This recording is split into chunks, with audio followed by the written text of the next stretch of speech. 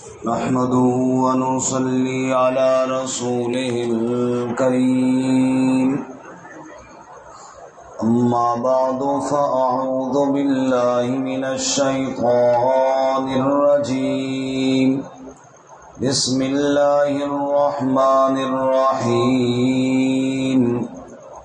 الذين كفروا وصدوا عن سبيل الله أضل أعمالهم والذين آمنوا وعملوا الصالحات وآمنوا بما نزل على محمد وهو الحق من ربهم كفر عنهم سيئاتهم وأصلح بالهم ذلك بأن الذين كفروا اتبعوا الباطل وأن الذين آمنوا اتبعوا الحق من ربهم كذلك يضرب الله للناس أمثالهم الذين كفروا وہ لوگ جنہوں نے کفر کیا وصدوا عن سبیل اللہ اور روکا اللہ کے راستے سے اضل اعمالهم ضائع ہو گئے ان کے اعمال والذین آمنوا وعملوا الصالحات اور وہ لوگ جو ایمان لائے اور نیک اعمال کیے وآمنوا بما نزل على محمد اور ایمان لائے اس کے ساتھ جو اتارا گیا حضرت محمد صلی اللہ علیہ وسلم پر وهو الحق من ربهم اور وہ حق ہے ان کے رب کی طرف سے کفر عنہم سیئاتہم تو دور کر دے گا ان سے ان کی برائیوں کو وَأَصْلَحَ بَالَهُمْ اور اصلاح فرما دے گا ان کے حالات کی ذَلِكَ بِأَنَّ الَّذِينَ كَفَرُوا اتَّبَعُوا الْبَاطِلَ یہ اس لیے کہ بے شک وہ لوگ جنہوں نے کفر کیا انہوں نے اتباع کی باطل کی وَأَنَّ الَّذِينَ آمَنُوا اتَّبَعُوا الْحَقَّ مِن رَبِّهِمْ اور بے شک وہ لوگ جو ایمان لائے انہوں نے اتباع کی حق کی اپنے رب کی طرف سے كذلك يضرب الله للناس امثالهم اسی طرح بیان کرتا ہے اللہ لوگوں کے لیے ان کے مثالیں سبحان ربك رب العزة عما يصفون وسلام على المرسلين والحمد لله رب العالمين اللهم صل على محمد وعلى آل محمد كما صليت على إبراهيم وعلى آل إبراهيم إنك حميد مجيد اللهم بارك على محمد وعلى آل محمد كما باركت على إبراهيم وعلى آل إبراهيم إنك حميد مجيد معزز سامعین سورہ محمد صلی اللہ علیہ وسلم کی ابتدائی 3 آیات تلاوت کی ہیں اللہ رب العزت ان کے مطابق صحیح بیان کی توفیق عطا فرمائے اور ہمیں قرآن و سنت پر عمل کرنے کی توفیق عطا فرمائے اس سے قبل حوامیم 7 حامیم مکمل ہوئی اور 7 حوامیم میں اللہ تعالی نے اپنی وحدانیت پر دلائل دیے دلائل عقلی دلائل نقلی اور سوالات کے جوابات ارشاد فرمائے غرض ہے کہ بڑی تفصیل سے مسئلہ توحید اللہ تعالی نے حوامیم میں سمجھایا اب اس کے بعد سورہ محمد ہے صلی اللہ علیہ وسلم سورہ محمد صلی اللہ علیہ وسلم کا دوسرا نام سورہ قتال ہے اس سورہ مبارکہ میں قتال فی سبیل اللہ کا حکم ہے کہ جو مسئلہ دلائل سے واضح کر دیا گیا پھر بھی اس پر ایمان نہیں لاتے، بجائے ایمان لانے کے اس میں رکاوٹیں ڈالنے کی کوشش کرتے ہیں، تو ان کے ساتھ پھر قتال ہی ہوگا، ان کے ساتھ پھر جہاد ہی ہوگا، کیونکہ دلائل سے سمجھنے اور ماننے والے وہ نہیں ہیں۔ اس لیے سورہ مبارکہ میں، چونکہ یہ مدنی صورت ہے اور ابتدائی وہ دور تھا جب جہاد کی اجازت ہوئی، اس وقت نازل ہوئی، اور اس سے قبل سورۃ الحج میں ایک آیت ہم پڑھ چکے ہیں، اذن للذین یقاتلون بانہم ظلموا وان اللہ علی نصرہم لقدیر۔ ان لوگوں کو اجازت دی گئی ہے جن پر ظلم کیے گئے کہ وہ بدلہ لیں، اور بے شک اللہ ان کی مدد کرنے پر قادر ہے۔ چونکہ مکہ مکرمہ میں جو بھی عرصہ تھا 12-13 سال، اس میں ظالم ظلم کرتے تھے اور ادھر مسلسل صبر کی تلقین تھی۔ رسیوں سے باندھ دیا جاتا، تپتی ہوئی ریت پر لٹا دیا جاتا، کوڑے برسائے جاتے، حتیٰ کہ آگ کے انگاروں پر لٹا دیا جاتا، لیکن کہیں کسی مکی صورت میں اللہ تعالیٰ نے یہ نہیں کہا کہ مسلمانوں اٹھو، جو تمہارے بھائیوں پر ظلم کر رہے ہیں ان سے بدلہ لو، نہیں، صبر صبر صبر صبر کی تلقین کی۔ جو ظالم ظلم کرتے ہیں تم صبر کر کے سہتے رہو۔ اور پھر مدینہ منورہ میں اللہ تعالیٰ نے اجازت دی کہ اب ظالم کا ہاتھ پکڑو، اب بہت ہو گیا، اب ظالم کو ظلم سے روکو۔ اس لیے سورہ محمد صلی اللہ علیہ وسلم میں آپ اندازہ فرمائیں، عموماً جتنی باقی صورتیں ہیں شروع میں ایک تمہید ہوتی ہے، حروف مقطعات آ جاتے ہیں، حامیم آ گئے، ابھی 7 صورتوں میں مسلسل آئے، الف لام میم آ گیا، اس کے بعد کوئی قرآن کی عظمت اور صداقت کی آیات آئیں، جیسے تنزیل من اللہ، تنزیل من الرحمن الرحیم، کبھی کتاب فصلت آیاتہ وغیرہ وغیرہ۔ جبکہ یہاں سورہ محمد صلی اللہ علیہ وسلم میں کوئی حروف مقطعات میں سے نہیں، کوئی قرآن مجید کی صداقت یا عظمت کی آیات شروع میں نہیں، کوئی تمہید نہیں۔ بغیر تمہید کے، بغیر دلائل اور بغیر فضائل کے، 2 ٹوک الفاظ میں بتایا گیا کہ جو کفر کرنے والے ہیں وہ گمراہ ہیں، جو ایمان لانے والے ہیں وہ ہدایت پر ہیں۔ تقابل بیان کر دیا۔ دلائل تو اتنے بیان ہو چکے، دلائل تو سمجھا دیے گئے، اب بھی جو ڈٹے ہوئی ہیں وہ ان سے بڑا گمراہ کوئی نہیں، اب بھی جو ضد پر ڈٹے ہوئی ہیں ان سے بھٹکا ہوا اور کوئی نہیں ہے۔ چنانچہ شروع میں اللہ نے کافروں اور ایمان والوں کے اعمال کا اور انجام کا تقابل بیان کر دیا، اور اس کے ساتھ ساتھ کل کے سبق میں ہم پڑھیں گے کہ پھر اللہ تعالیٰ نے قتال کا حکم دیا۔ دوسری سورہ مبارکہ کے بیان کے انداز میں آپ یہ دیکھیں، ایک بات تو میں نے یہ عرض کی کہ شروع میں فضائل نہیں، تمہید نہیں، اور باقی آیات کے آخر میں ہم دیکھتے ہیں تو اللہ تعالیٰ کے صفاتی نام آتے ہیں، واللہ عزیز الحکیم، واللہ علیم الحکیم، ان اللہ علیم بذات الصدور وغیرہ وغیرہ۔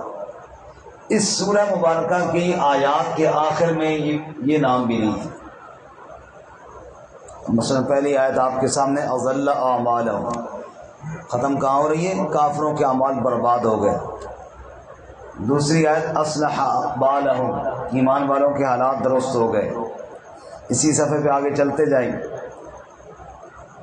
کذالک یضرب اللہ للناس امثالہم، اللہ مثالیں بیان کرتا ہے، فلن یضل اعمالہم، ان کے اعمال گمراہ ضائع ہوں گے یا نہیں ہوں گے، یعنی وہ آخر میں اللہ تعالیٰ کے صفاتی نام ذکر کیے جاتے ہیں، اس سورہ مبارکہ کی آیات میں وہ بھی نہیں ہے۔ بہرحال اس سورہ مبارکہ میں سیدھی سیدھی بات ہے اور دو ٹوک الفاظ میں بات ہے، کیونکہ قتال کا حکم ہے، کیونکہ میدان میں آنے کا حکم ہے، اور میدان میں پھر فضائل نہیں سنائے جاتے، میدان میں پھر دلائل سے بات نہیں سمجھائی، وہاں پھر تلوار سے بات سمجھائی جاتی ہے۔ اس لیے سورہ محمد صلی اللہ علیہ وسلم میں آپ دیکھیں گے کہ اللہ تعالیٰ نے اسی طرح میدان میں اتر کر اور میدان میں کود کر ظالموں کے ہاتھوں کو روکنے کا حکم دیا ہے۔ اور ایک اس سورہ مبارکہ کا موضوع یہ ہے ایمان والے اور بے ایمانوں کے اعمال کا تقابل۔ ایمان والے کیسے ہوتے ہیں، بے ایمان کیسے ہوتے ہیں۔ پہلی آیت مبارکہ میں بے ایمانوں کا ذکر ہے، الذین کفروا وصدوا عن سبیل اللہ، وہ لوگ جنہوں نے کفر کیا، وصدوا عن سبیل اللہ، اور روکا اللہ کی راہ سے، اضل اعمالہم، ان کے اعمال ضائع ہو گئے، ان کے اعمال برباد ہو گئے۔ تو کفر کی وجہ سے اور اللہ کے راستے سے روکنے کی وجہ سے اعمال کیا ہو گئے جی؟ اعمال کرنا یہ بھی کوئی آسان کام تو نہیں، لیکن اعمال کی حفاظت کرنا اس سے بڑا مشکل کام ہے۔ بعض لوگ اعمال کر کے بڑی بڑی محنتیں کر کے ضائع اور برباد کر دیتے ہیں۔ یہی مشرکین مکہ جن کا ذکر یہاں ہو رہا ہے، انہوں نے تھوڑے اعمال کیے تھے۔ بیت اللہ کی تعمیر کرنا کوئی معمولی کام ہے، اب یہ چھوٹی سی مسجد بنا رہے ہیں، ہمیں پتہ ہے کتنے مسائل، اور کعبۃ اللہ جنہوں نے بنایا، اور کعبۃ اللہ کی تعمیر میں جنہوں نے یہ شرط رکھی کہ اپنے خون پسینے کی کمائی لگانی ہے، یہ بھی دیکھو نا، کوئی حرام مال تو رات دور، مشکوک پیسہ بھی نہیں لگانا کعبہ کی تعمیر میں۔ کعبہ کی تعمیر میں صرف وہی پیسہ لگے گا جو ہاتھ کی مزدوری کے ساتھ کمایا ہوا ہوگا۔ یہ معمولی بات ہے، اتنا اونچا عمل، اللہ کے گھر کی تعمیر کرنا اور اتنے حلال مال سے تعمیر کرنا، لیکن عمل کیا ہو گیا؟ ضائع ہو گیا، عمل برباد ہو گیا، اس پر کک اجر ان کو نہ ملا۔ وجہ یہ تھی کہ آخر میں انہوں نے رسول اللہ صلی اللہ علیہ وسلم کی ایسی بے ادبی کی، سارا کیا کرتا اپنا برباد کر دیا، اپنا عمل ضائع کر دیا۔ اللہ تعالی ہمیں بھی اعمال کی حفاظت کی توفیق عطا فرمائے۔ کوئی بھی عمل ہے کرنا بھی مشکل ہے، لیکن اس سے زیادہ اس کو محفوظ رکھنا اور زیادہ مشکل، ایسی کوئی بات نہ ہو۔ اور قدرتی بات ہے، یہ انسان کے ذہن میں یہ بات آ جاتی ہے، نفس میں نفسانی طور پر بھی اور شیطانی خیالات اور وسوسے کے طور پر بھی، کہ میں نے بڑا کام کیا ہے اور میں نے یہ کیا ہے اور میں نے تو فلاں کر دیا ہے، اب باقی تو کسی نے نہیں کیا، میں نے یہ کیا۔ تو بس جب یہ بات آ جاتی ہے پھر بندہ دوسروں کو حقیر سمجھتا ہے اور عمل ضائع اور برباد ہو جاتا ہے۔ شیخ سعدی رحمۃ اللہ علیہ نے بڑی زبردست مثال دی ہے، فرماتے پوری رات عبادت میں گزاری میں اور میرے والد صاحب نے، اور کچھ لوگوں نے رات کو نفل نہ پڑھے، عشاء پڑھ کر سو گئے۔ سحری کے وقت میں نے والد صاحب سے کہا کہ ہم نے تو ساری رات عبادت کی ہے اور ان کو دیکھو جانوروں کی طرح سوئے ہوئی ہے۔ تو والد صاحب نے مجھے کہا بیٹا تو بھی اگر رات کو سو جاتا نا، اس عبادت سے بہتر تھا جس کے بعد تیرے اندر غرور آ گیا۔ اس عبادت سے سو جانا کیا تھا؟ بہتر تھا۔ تو اللہ تعالی ہمیں اعمال کی حفاظت کرنے کی توفیق عطا فرمائے۔ الذین کفروا وصدوا عن سبیل اللہ، وہ لوگ جنہوں نے کفر کیا، گھر تو اللہ کا بنا دیا لیکن مسئلہ توحید کا انکار کر دیا، اللہ کا کعبہ تو تعمیر کر دیا لیکن لا الہ الا اللہ کے منکر ہو گئے۔ وصدوا عن سبیل اللہ، اور باقی لوگوں کو بھی روکنے لگے اللہ کے راستے سے. اضل اعمالہم، ان کے اعمال ضائع ہو گئے، ان کے اعمال برباد ہو گئے. والذین آمنوا وعملوا الصالحات، اور وہ لوگ جو ایمان لائے اور نیک اعمال کیے. وآمنوا بما نزل علی محمد، اور ایمان لائے اس کے ساتھ جو اتارا گیا حضرت محمد صلی اللہ علیہ وسلم پر، قرآن پر ایمان لے آئے. اور ایمان لانا بھی چاہیے، کیوں؟ وَهُوَ الْحَقُّ مِن رَبِّهِمْ، اس لیے کہ وہ حق ہے ان کے رب کی طرف سے. سب کو بے شک جو اللہ نے حضرت محمد صلی اللہ علیہ وسلم پر نازل کیا وہ کیا ہے؟ حق. وَهُوَ الْحَقُّ مِن رَبِّهِمْ، وہ حق ہے ان کے رب کی طرف سے. جو لوگ ایمان لائے نیک اعمال کیے، ان کا انجام کیا ہوگا؟ کفر عنہم سیئاتہم، ان کی برائیاں، ان کی غلطیاں اللہ ان سے دور کر دے گا، معاف فرما دے گا. وَأَصْلَحَ بَالَهُمْ، اور ان کے حالات کی اللہ اصلاح فرما دے گا. کافروں کے اعمال اللہ ضائع کر دے گا، ایمان والوں کے ایمان اور اعمال کی اللہ حفاظت فرما کر اصلاح فرما دے گا. فرق کیوں ہے جی؟ انہوں نے اتنے اونچا عمل کیا. مثلا میں نے ایک مثال دی، کعبۃ اللہ کی تعمیر اور حلال پیسے سے تعمیر. کعبۃ اللہ کی تعمیر اور حلال پیسے سے تعمیر، اتنا اونچا عمل کیا، وہ ضائع ہو گیا. اور ایمان والوں کے اعمال کی اللہ حفاظت کر رہا ہے. کیوں؟ اور فرق یہ ہے، ذالک بأن الذین کفروا اتبعوا الباطل، اس لیے کہ کافروں نے باطل کی اتباع کی.